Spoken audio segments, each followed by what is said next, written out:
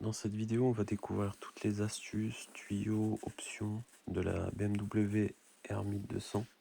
Donc c'est une de 2015 avec les 3 packs déjà intégrés. Mais en plus de ces 3 packs, il y a quelques options que j'ai rajoutées et que j'ai découvert nulle part sur YouTube. Donc je vous fais petite vidéo. On aura tout dessus, donc les poignées chauffantes, la selle chauffante, la bulle rétractable. Je crois pas qu'elles sont en option. Vous avez aussi le régulateur de vitesse ainsi que les feux additionnels qui se trouvent juste en bas. J'ai rajouté le boîtier GPS qui se clip assez rapidement avec le bouton sur le côté. Donc c'est un système pour juste poser le téléphone. Il y a un petit ressort pour le maintenir. Il est intégré avec 2 ports USB pour le recharger. Et c'est vraiment très pratique. Donc c'est compris aussi avec les packs. En option, vous pouvez avoir les 2 rangements sur les côtés lorsque vous avez les packs.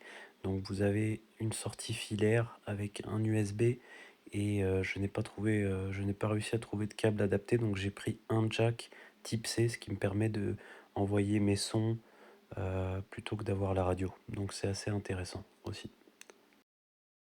Quelque chose aussi d'intéressant sur les ampoules, ce sont les ampoules de la RT. Donc vous avez les iAngel qui sont déjà en LED, mais l'ampoule centrale de base, elle, a des halogènes et je l'ai changé par des LED.